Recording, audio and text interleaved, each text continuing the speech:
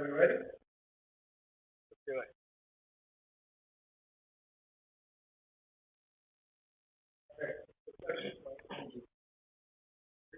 Okay. Peter, can you just sing the song for us so I kind of have like a...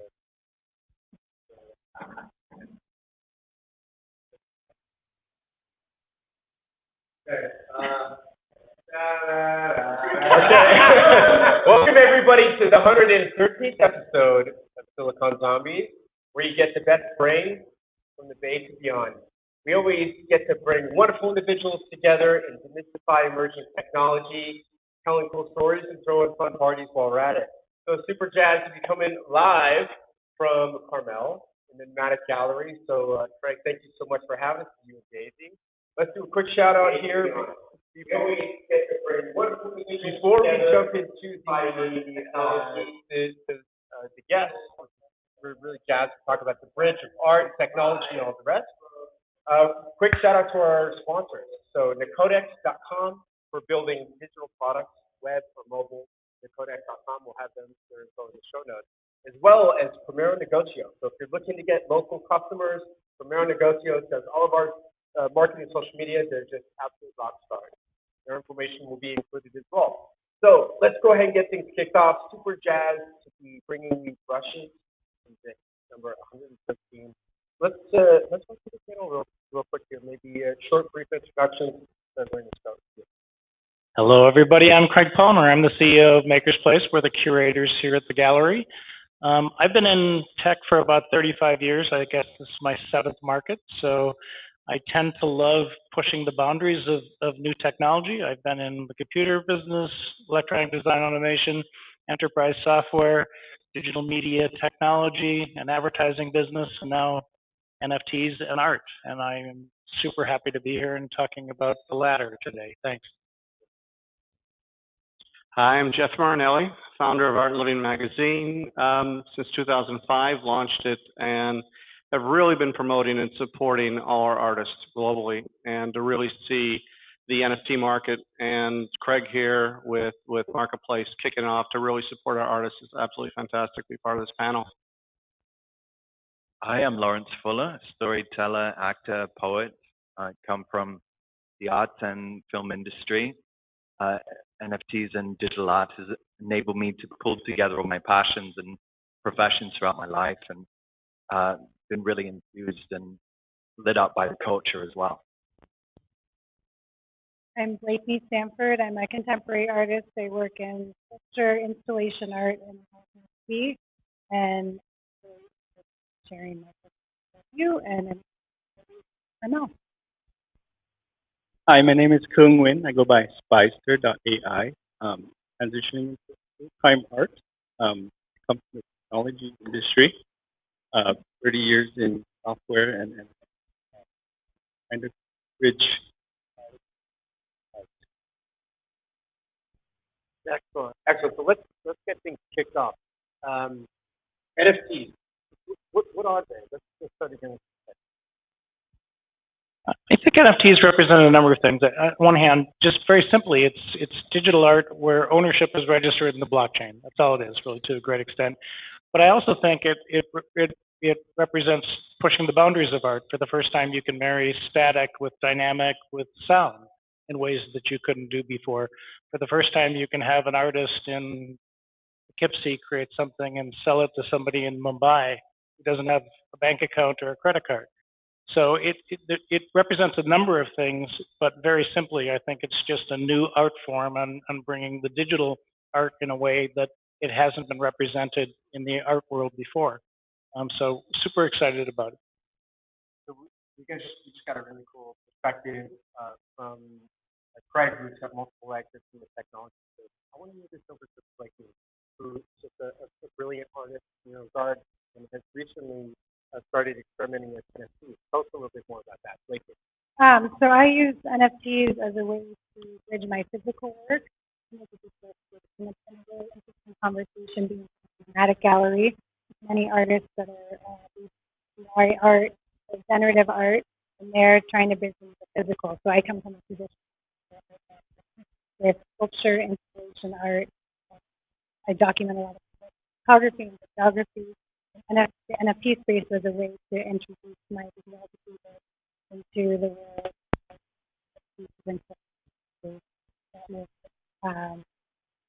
that were able to be dress and ownership. Enjoy. I feel so lucky to have got a bit of personal breakdown of like the pieces that are just behind us. And you were sharing with me like how there's multiple levels of expression. In fact, one of them we've got right behind us here. Ooh, yeah. Can you talk to us Yeah, about so this, the please? piece behind you I call Proof of Moment. So my project that I'm currently working on, that I've been working on for the last 3 years, is called Portals. And this series involves environmental installation. I take my physical work into the environment, install it, and then document it with photography, videography, Polaroid image. And the collection includes multiple dimensions. The concept is expanding dimensions through the concept of the portal. So the work exists in 2D work as edition prints, in the Polaroid work I call Proof of Moment because it's unalterable. Physical work that collectors collect at scale and install in environments as physical sculpture in 3D. And then the NFT world has allowed me to break into this expansive concept of dimensions, 4D, 5D, and going at the moment. Brilliant. Yeah. So you mentioned Proof of Moment, which is kind of a tongue-in-cheek place for Proof of Stake. Can you share us a little bit about what Proof of Stake means in the NFT world?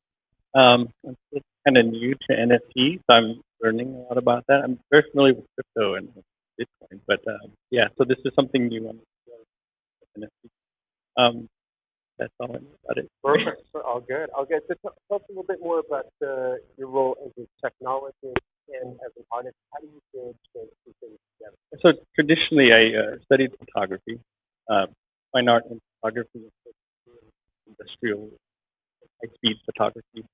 Like to marry some of that with AI generative art, how a new kind of art is out of that.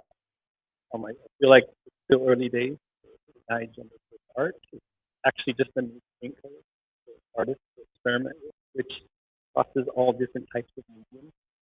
So you're seeing AI mix photography with video, with image, and with even visual effects. So it's very exciting.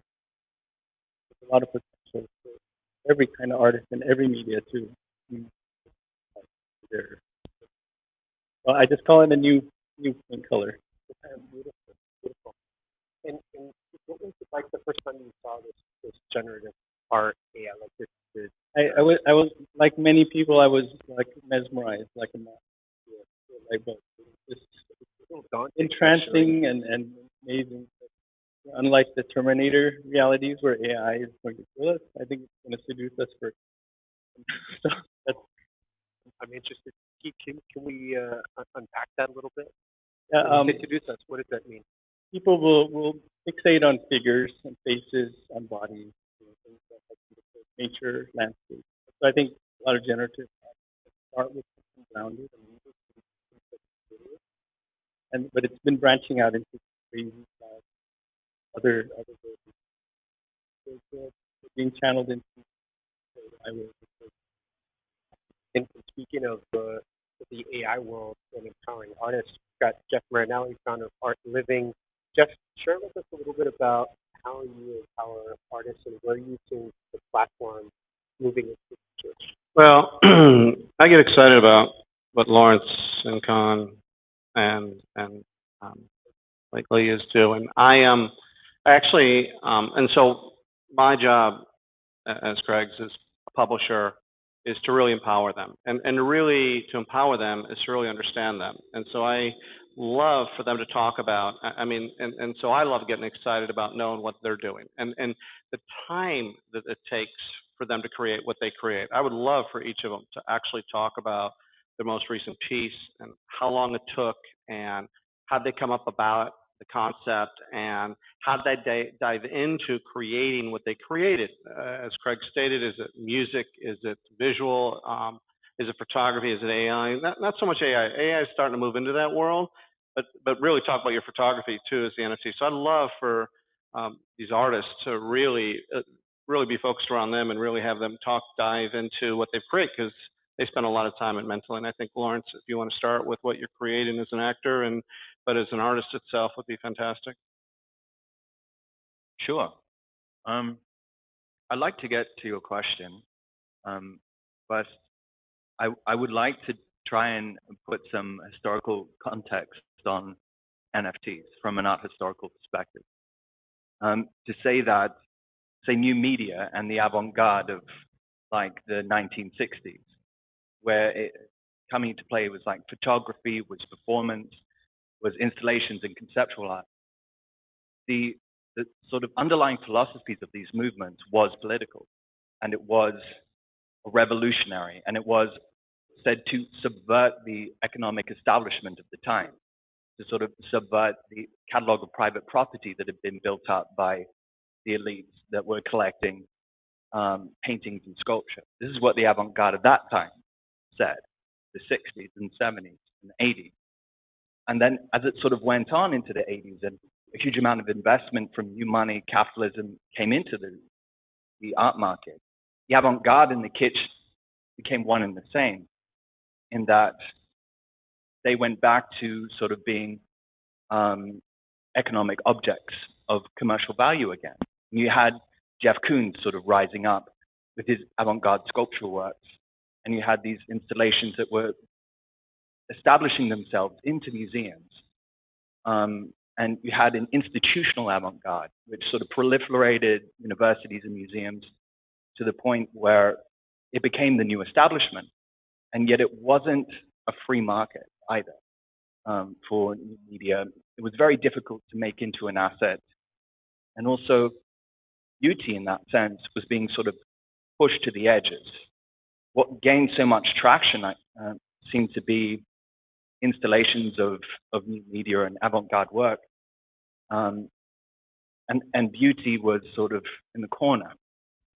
And for me, I think NFTs now enable an area that has been sort of untapped, where technology and beauty can come together and form, a piece that is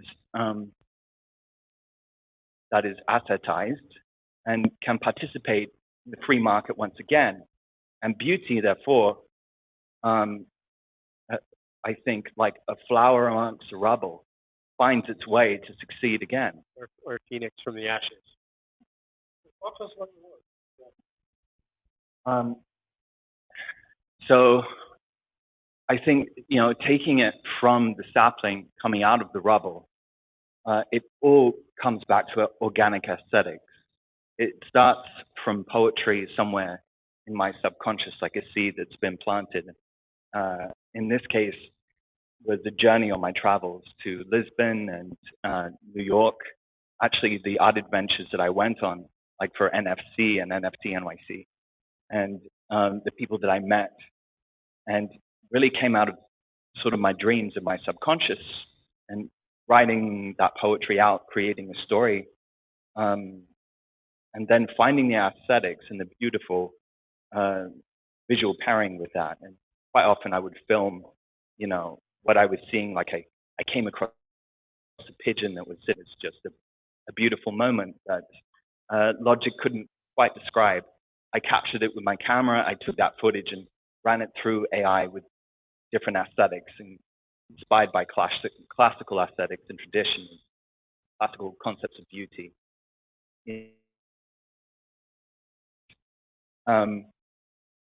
To then form poetic cinematic pieces that can stand alone or tell a piece of a larger story as well. When you say you put it through AI, what does that mean? I mean, you got the pigeon, you've got the visual side. Are you talk to me about your AI? I mean, since you've launched into AI, talk to us about that process that gave it.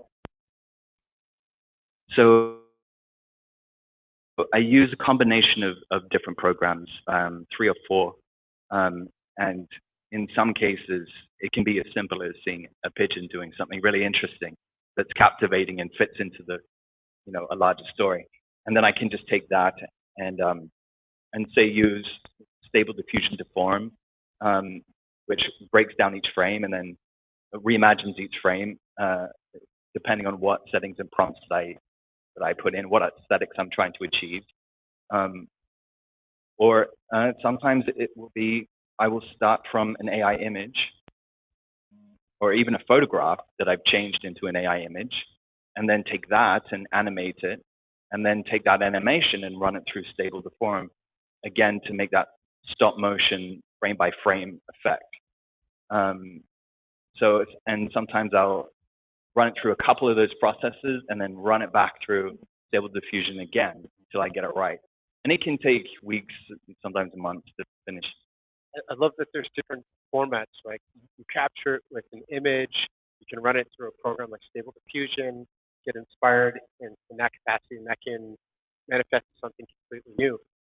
Speaking of photography, Kun, can you talk to us a little bit about your process? Yeah, so most of my images starts with original photography or video. For my video, I'm doing similar concepts where I'll run everything and control net and deform. A lot of the complexity is trying to control the AI to force it into a certain color scheme. That's a little bit tricky, trying to get consistency. So a lot of the images tend to flicker, and that's a lot of the effort now we're trying to stabilize it. Not quite alternate lens yet, but it has some crazy effects. But running through it, there's a lot of processing time, and so it can get rather expensive trying.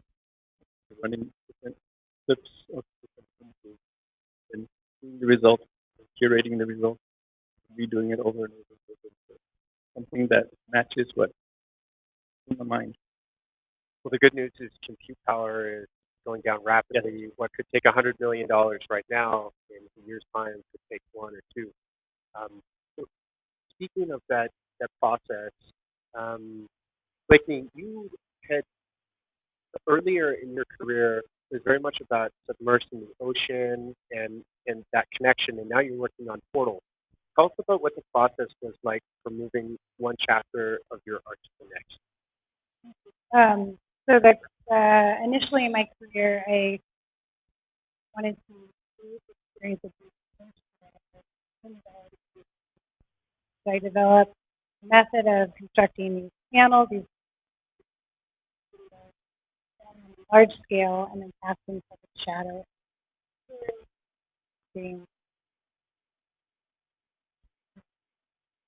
In the spaces, I had panels in my studio, and during started applying this when the Portals project arrived. I think through inspiration, also known as channeling, but it arrives into the artist from and on this project and true to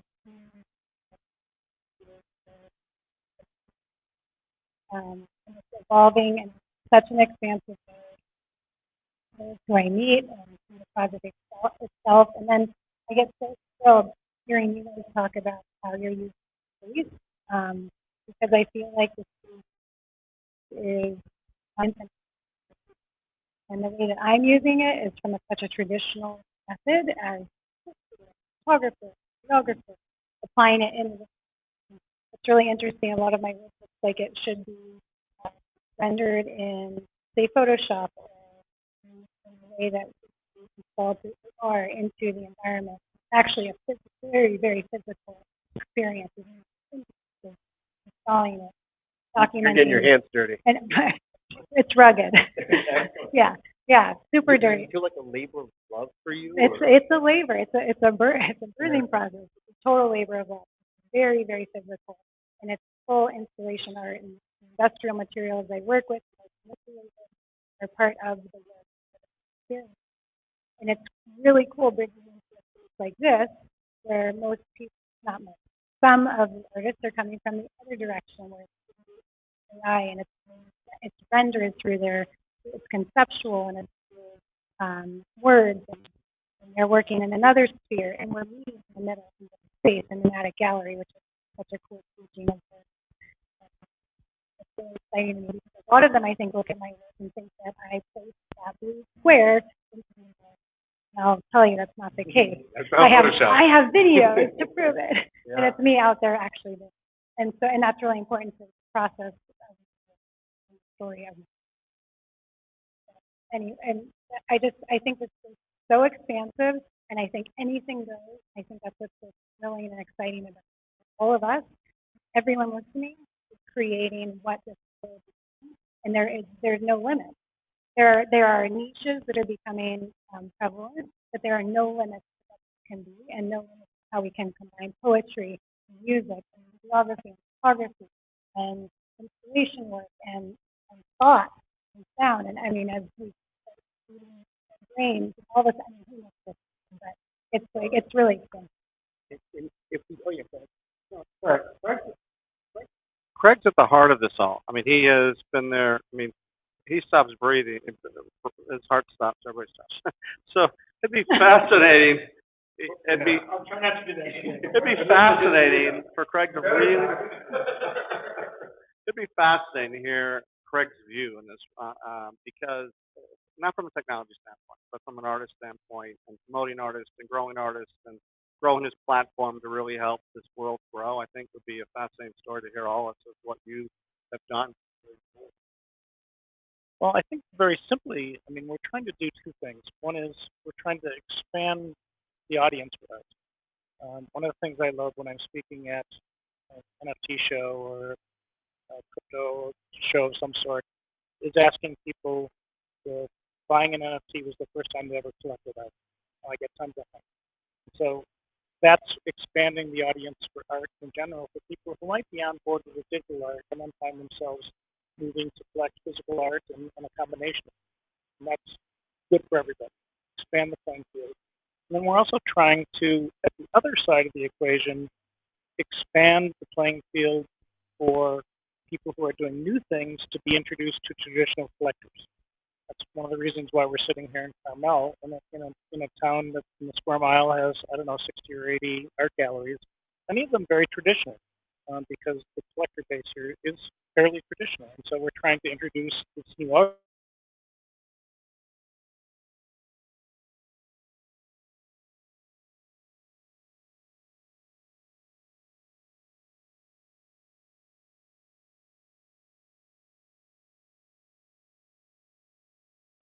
At this place, we try to have programs that optimize exposure for top artists, but also really create opportunities for new emerging artists in unique ways.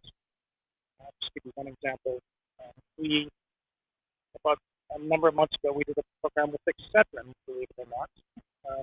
You wouldn't think Excedrin would be in the NFT business.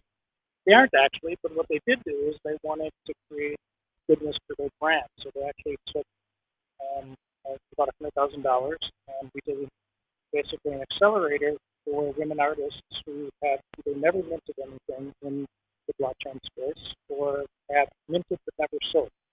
And so we had people buy, and then Excedrin put $100 offer on all of the artists that won, actually, and kind of launched their careers.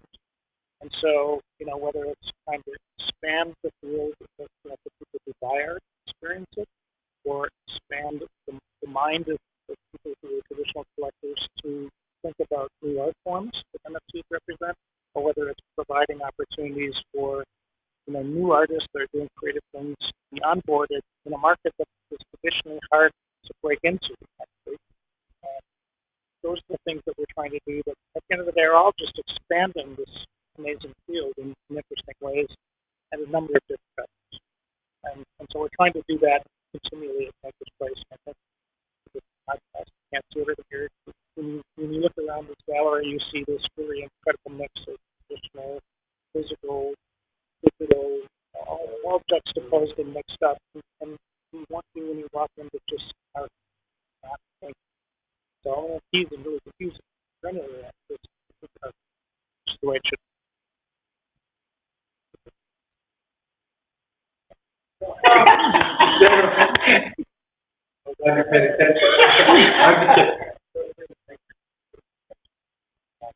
So how can we make sure that these technologies empower artists and don't take advantage of them?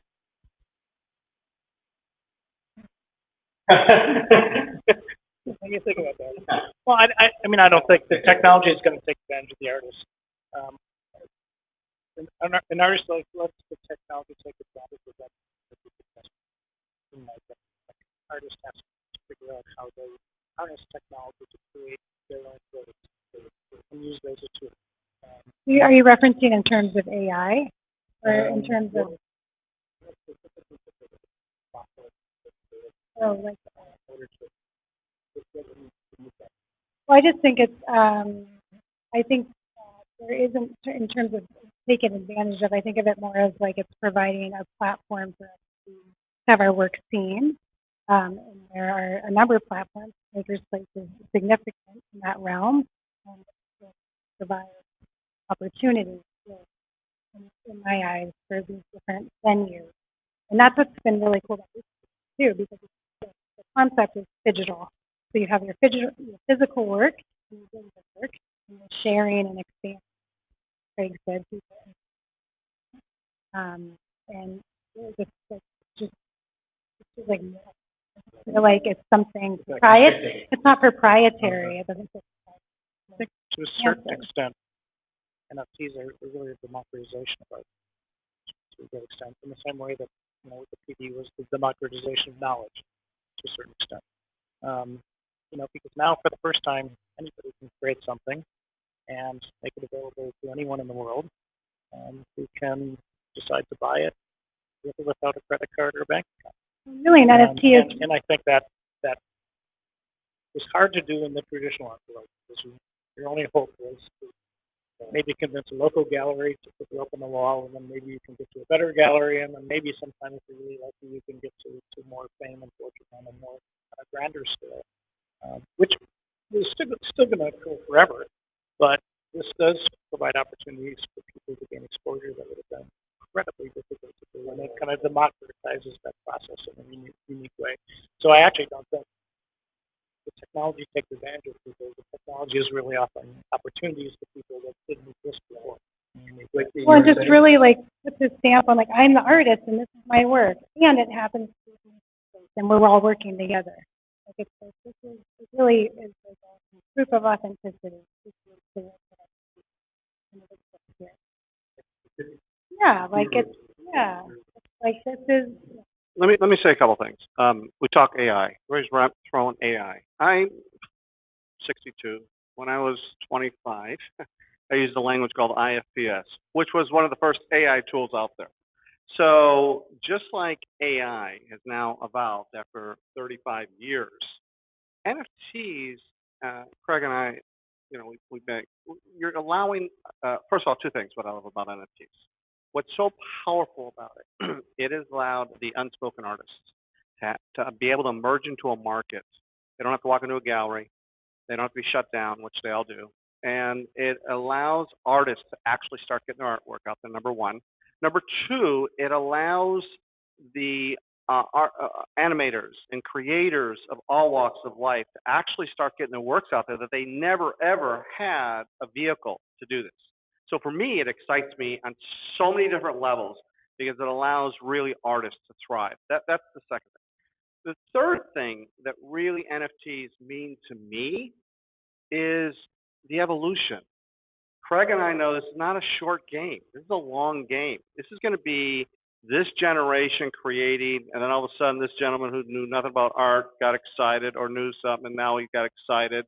And all of a sudden he thinks he can now create. And so you're going to see this younger generation, but not younger, because there are others and different sectors flocking into it. So over the next 10, 20, 30 years, do not evaluate the NFT market today and where it's at, and who's selling what.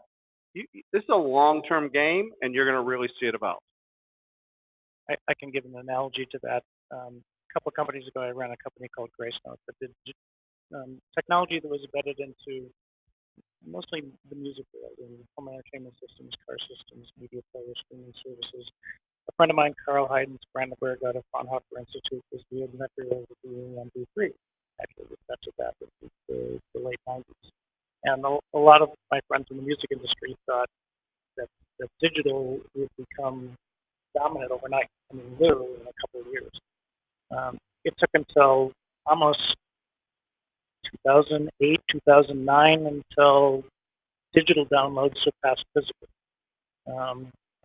So from my perspective, revolutions come in evolutionary ways. They don't come overnight. It will be, an evolution for a long time, and this market will grow and grow and grow. And, I think it'll be hard to recognize what it is 10 years from now when you look back. Actually, it'll be very different, I think. But I think the opportunities are limitless in the space. It's going to be really interesting to see how it evolves. So we talked a little bit about authenticity and connecting that certificate back to a piece of work.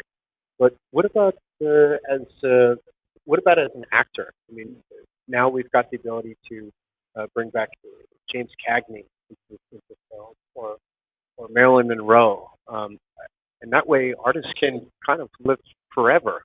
What does that look like for you as an actor?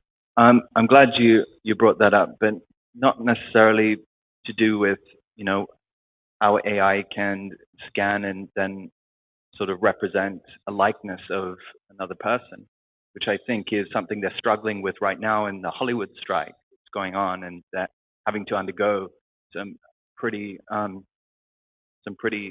tense negotiations there that I don't think will fall in the favor of, we can just scan everybody and use their likeness.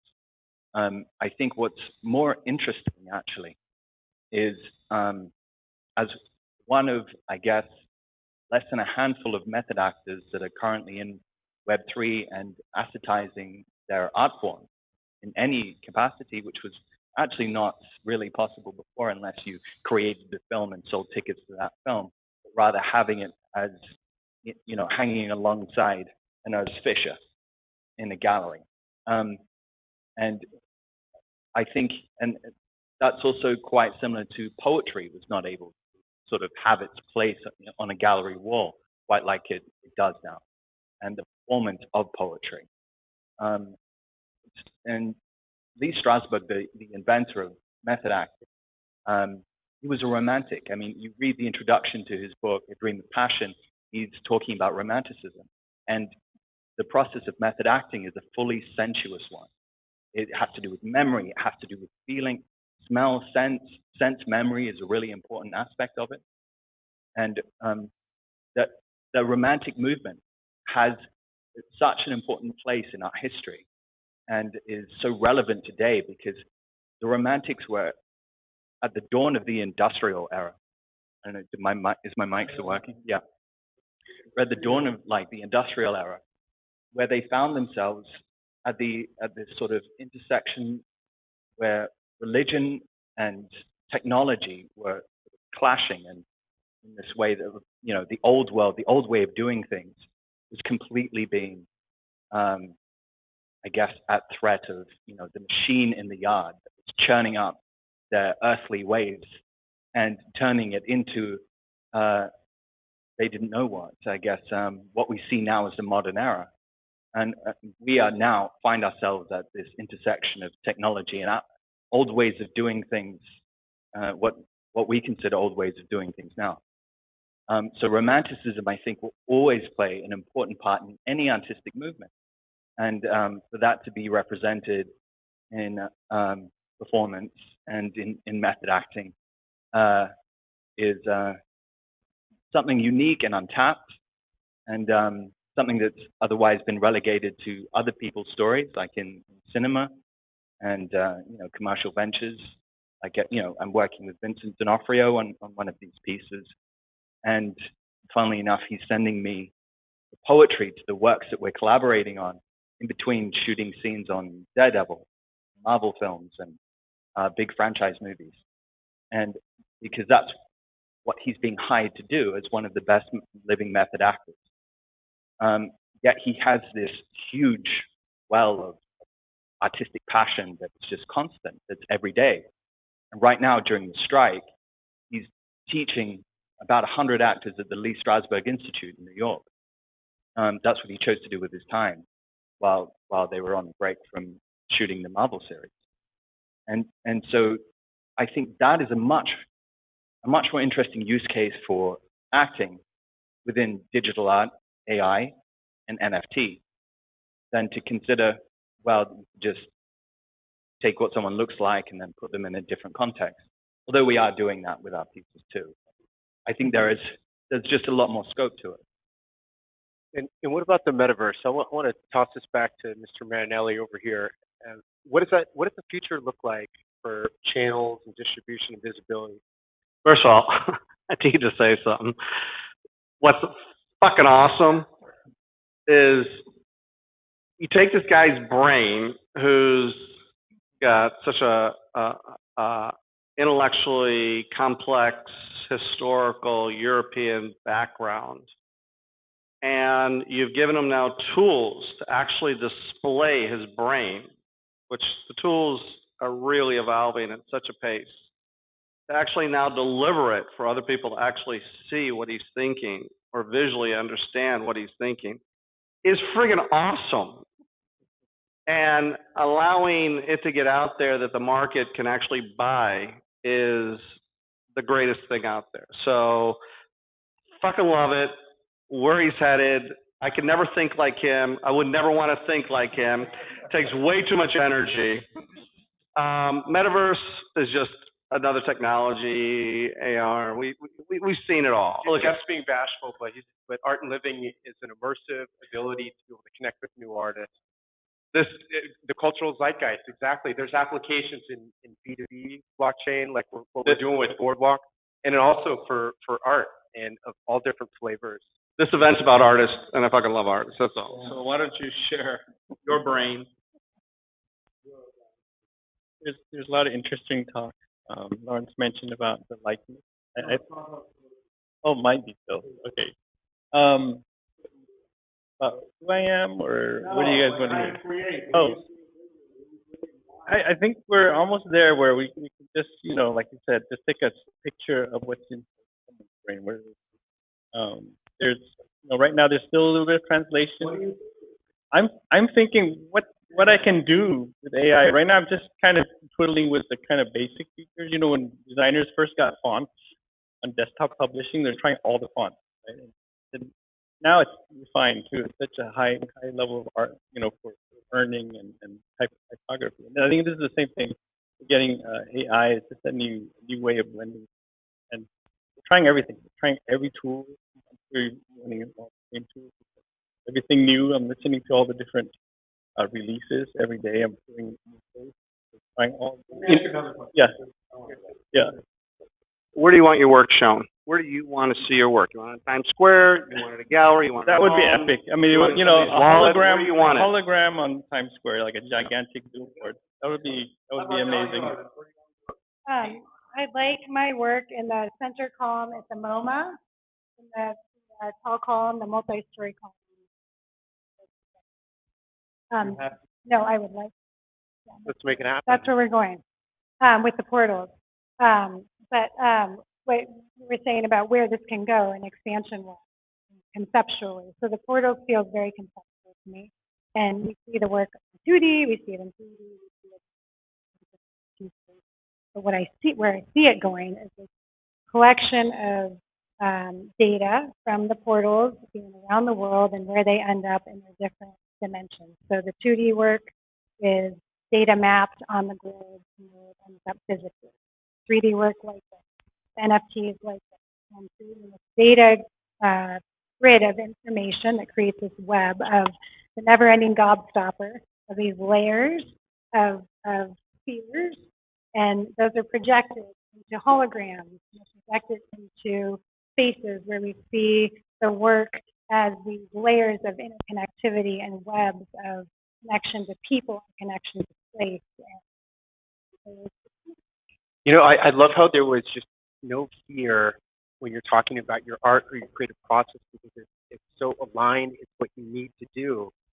Kun, you mentioned a moment ago about fonts. When that first came out, like motion blur within Adobe Effects, people were freaked out. They were scared. They're like, "Hey, my job is manipulating those pixels. That's my job. But then it continued to grow, and then it gave more access for more artists to do more, and then we kept pushing the envelope. Yeah. The tool is just an evolution, right? We're now moving beyond like hand kerning and drawing circles with a full factor. We're doing things more automatically. So the exciting thing is that it's moving so fast. I think you asked me before, where do you see your work going? I think feature film might be something interesting that will converge, music and acting and speech and script and motion picture. I mean that's something that seems really exciting, and everyone's kind of scratching on it right now. Here's a question for Craig. When you are selling the collections of arts that you're selling, the massive amounts you're doing, how are you finding people collecting it? Is it going into wallets? Is it going onto people's walls? Where do you see most of the art going? Well, I think it's all over the map right now. Right? Kind of an analogy I would make is, bear with me for a second, is when e-commerce started in 2001. It was probably 15 years until Amazon got to one click. There's a lot of friction in this space. There's friction around, can I figure out how to buy an NFT?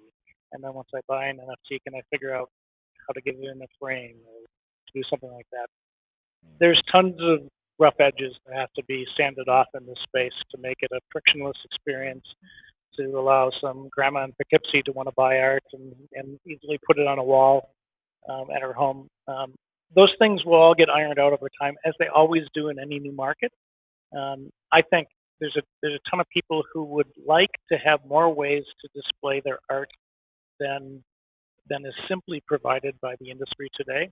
We're trying to help that process by, again, showing a range of frames in the way that you can display art here, and we're willing, if somebody wants to buy something here, to ship them a frame with NFT installed if they want it, so that it makes it easier to onboard into this space and provide ways in which you can experience your art in the way that you want to. I think it's still too difficult today, and I don't think it's easy enough for people to display in the ways that they would like to. But I think a lot of that is coming, and we're trying to, as another vector for us, push the boundaries of making it simpler for people to experience their art in the way that they would like to. If it is too difficult right now, what are those hurdles that we have to jump?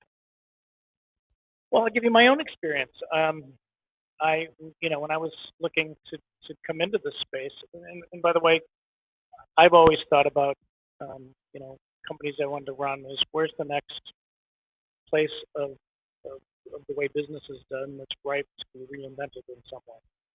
And I thought that art was one of the last fields that wasn't really touched that much by the internet and e-commerce boom in 2001.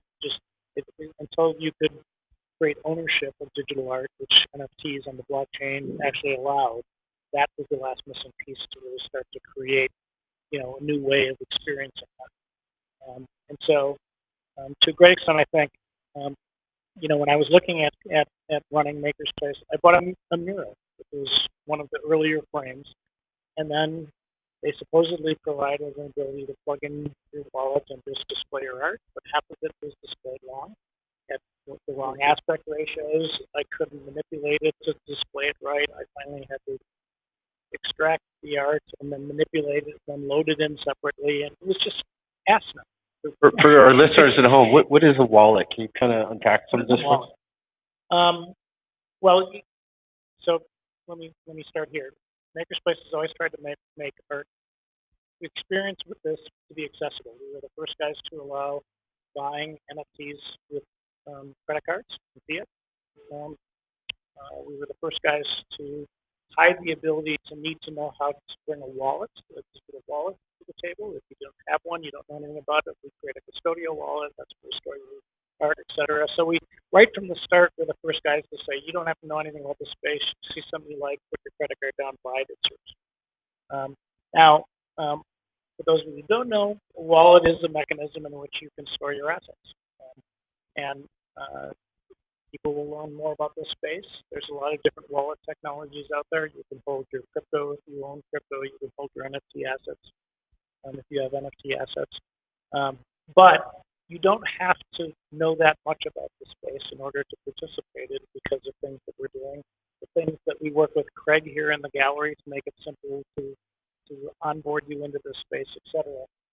Again, I think this, to me, 10 years from now, no one will need to know what a blockchain is. Wallets, the complexity of wallets will all be hidden. All those things that seem really complex for new people to the space all those rough edges will be sanded off in my experience. Again, if you go back to e-commerce, if you remember the first time that you bought something online, you're like, Christ, do I trust this website I don't know anything about? I'm going to give my credit card, and then they give me 75 shipping options, and I have to figure out which one's cheaper than the next one. All those things got sorted out over time, so now if you're going to buy something, just click one button on Amazon, shows up at your door, sometimes the same day. All the same things will happen here. All these rough edges will get sanded off. It'll get easier and easier. The complexity of the space will disappear, in my opinion. But we are doing as much as we can to hide that complexity so you don't have to deal with it if you don't want to. That's brilliant. So we did have a question from the audience. Ro, okay. Ro, do you want to come up here?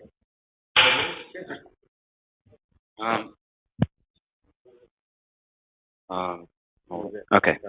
Yeah, so it's kind of a story and the question after that. So poems, right? So I wrote a poem, and actually, funnily enough, it is about the English language. It's called the English Right? And this fella, you guys may know, San Francisco, called Whitechapel. He found I put it up as an NFT. Didn't know what he bought on a whim, and he bought it, $1,000. But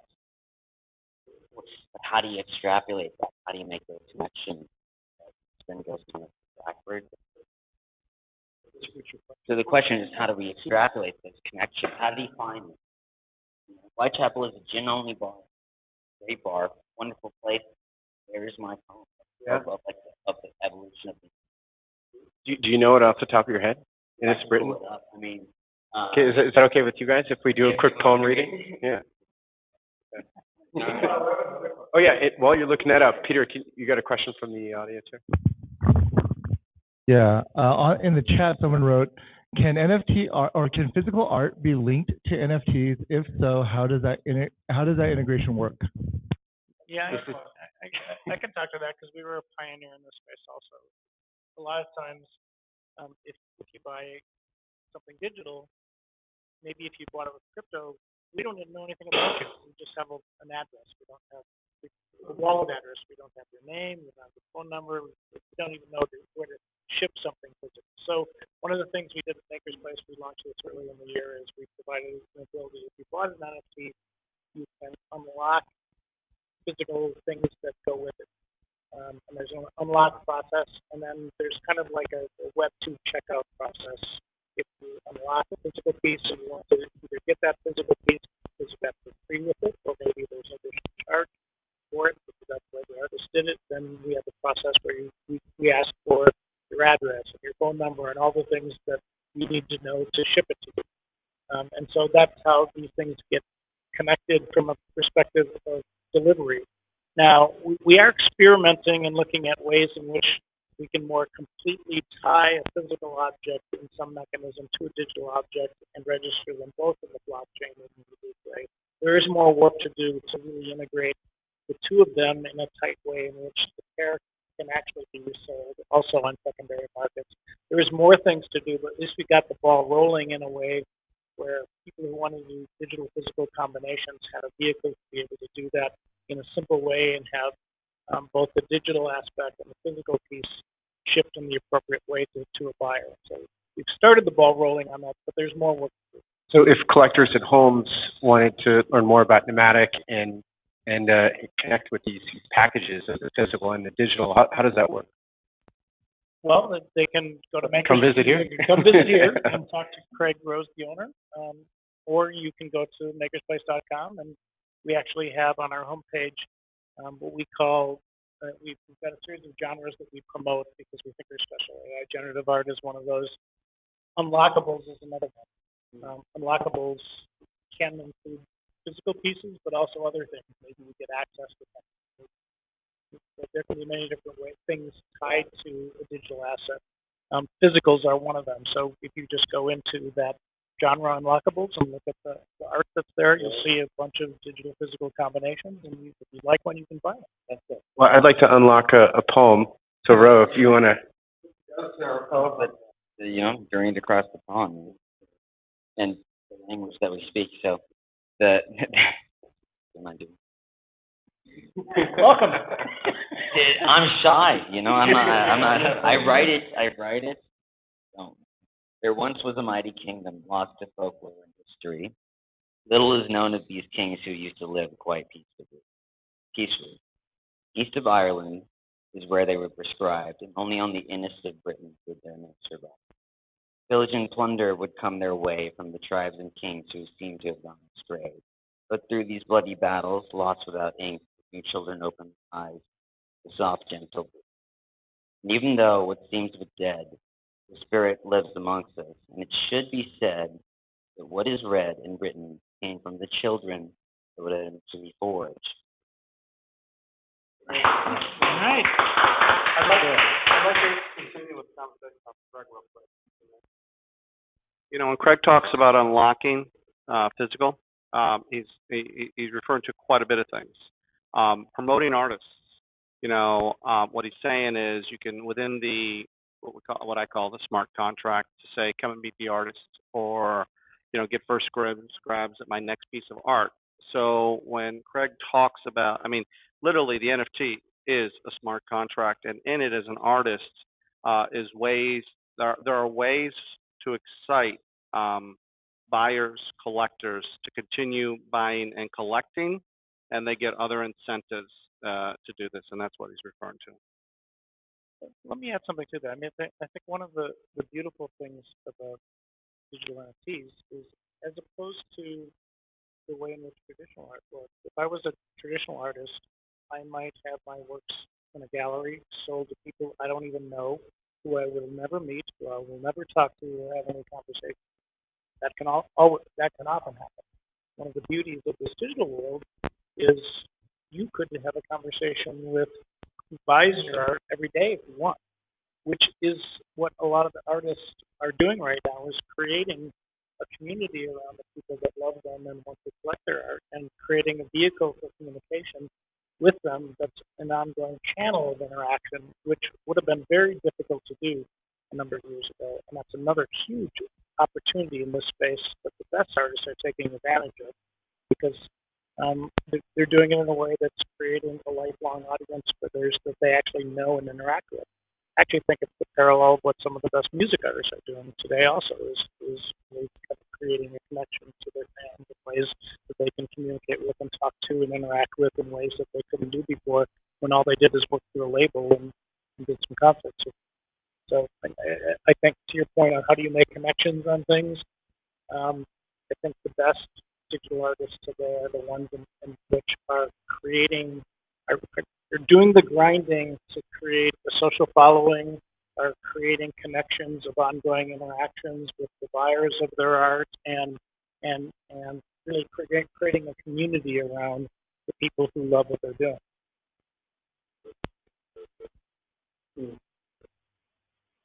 Yeah, building community. No, it's all good. So speaking of which, of empowering artists, Koen, tell us a little bit about how we can connect with your art, what comes next, and how can we support what you're building? Currently, I'm on social media, mostly on Instagram. But Pyzer, PYZCER.ai. I have quite a following there, and I'm telling an ongoing story about people in the future, about 1 million years in the future, what their world looks like, and how technology has become art, and how everyday things to them might be magic to us. So that's kind of an interesting story I'm trying to tell on a daily basis. I'll post an image a day, some dream I have about that. But yeah, my audience will tell me things. I get feedback from them, and it's nice. I'm also on Instagram. I'm on Instagram and Twitter as Blakeney Sanford, Blakeney. Sanford.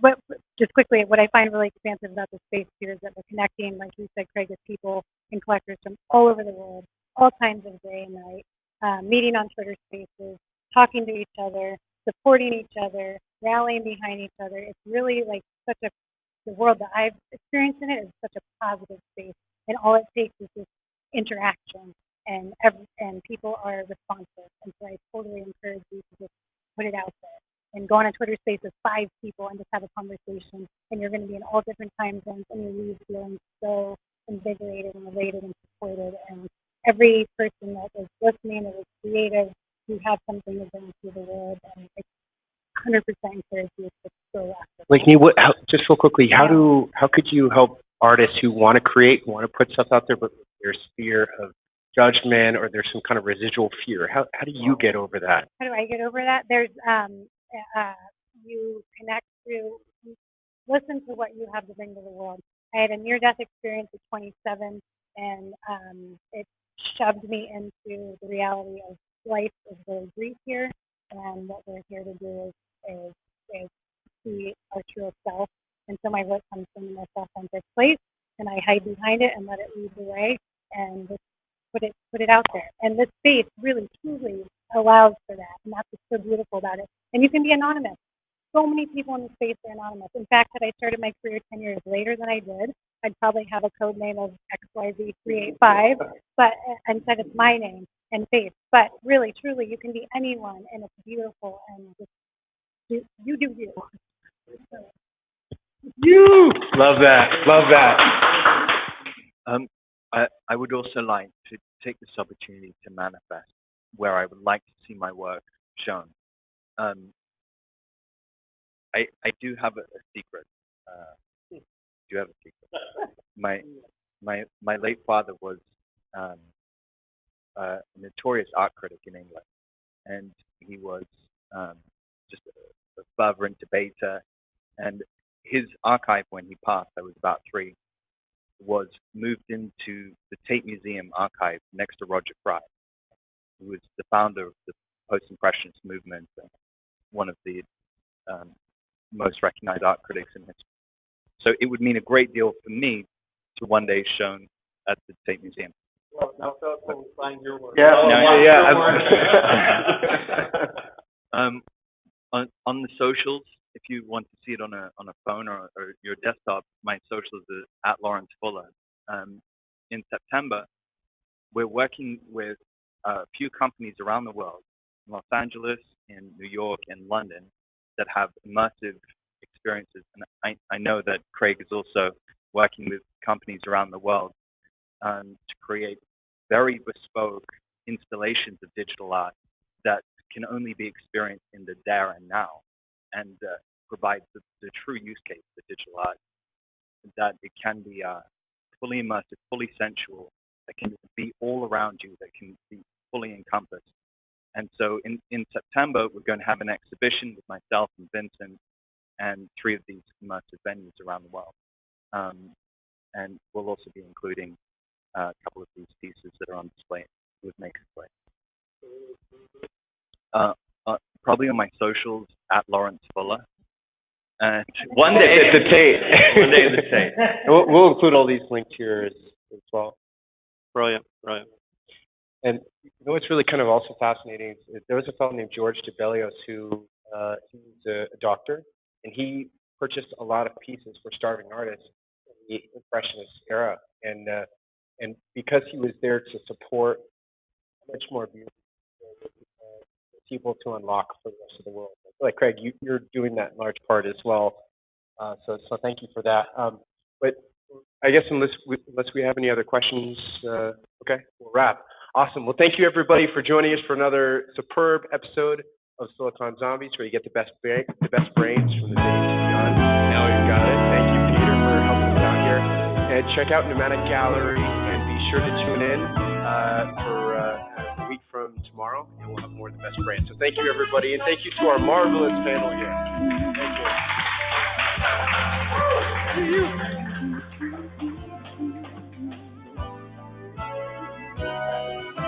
Great job.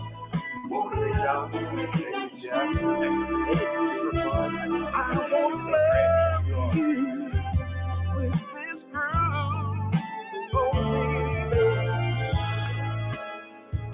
time after time, I am lost